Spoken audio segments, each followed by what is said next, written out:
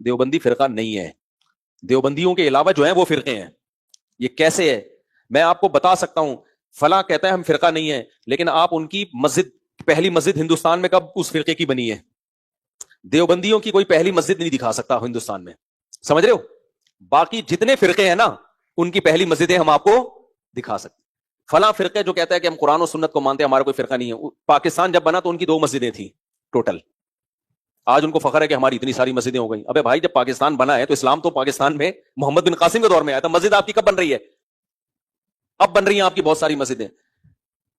تو ہوا یہ ہے کہ جو اسلام بر صغیر میں آیا تھا نا, انڈیا, پاکستان, بنگلہ دیش, برما, یہ پورے خطے میں محمد بن قاسم کے ذریعے اور مجاہدین کے ذریعے, کوفہ چونکہ خلافت کا مرکز تھا تو کوفہ والا فقہ آیا ان تمام ایریاز میں.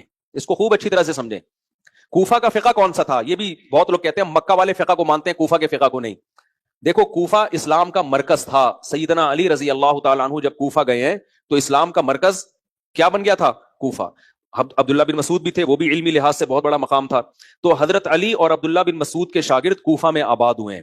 لہذا کوفہ میں حدیث بھی بہت پھیلی ہے, قرآن بھی بہت پھیلا ہے, اور قرآن و حدیث سے جو مسائل نکالے جاتے ہیں نا حلال و حرام کے, اس کو فقہ کہا جاتا ہے. وہ فقہ بھی کوفہ میں بہت پھیلا ہے. تبھی علامہ ابن تیمیہ رحمہ اللہ کہتے ہیں کہ عبداللہ بن مسعود کے شاگردوں میں جو جس طرح سے مفتی اور افتاء فتویٰ مشہور ہوا ہے نا, یہ سعادت کسی اور کو اس طرح سے حاصل نہیں ہوئی ہے.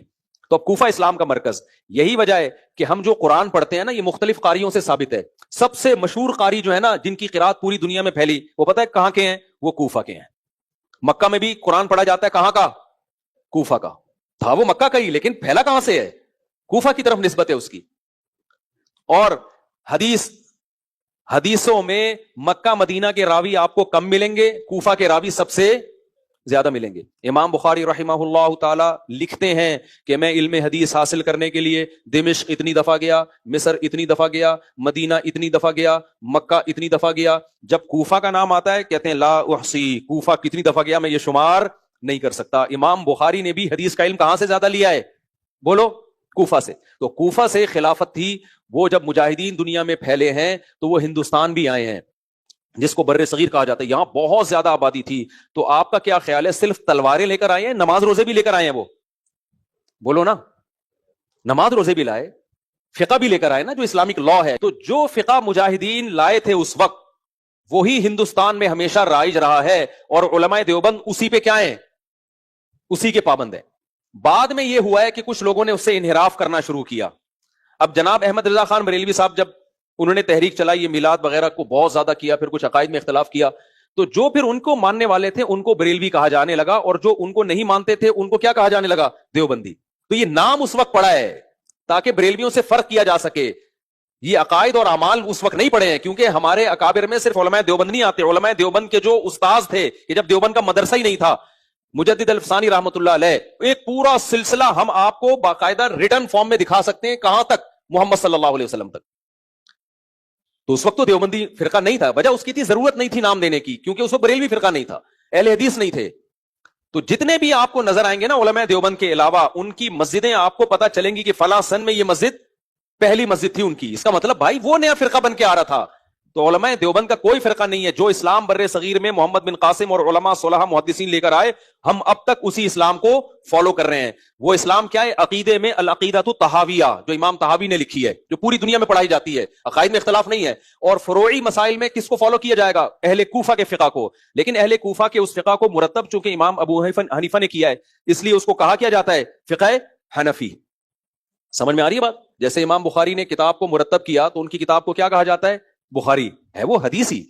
تو کوفہ کا فقہ تھا جو حضرت علی اور عبداللہ بن مسعود کے فتووں کا نچوڑ تھا. وہ تو زیادہ تر انہی کے اس میں انہی کی رائے کو فالو کیا گیا ہے. ٹھیک ہے, کہیں کہیں اختلاف بھی کیا گیا ان سے, لیکن زیادہ تر انہی کی رائے کو فالو کیا گیا ہے.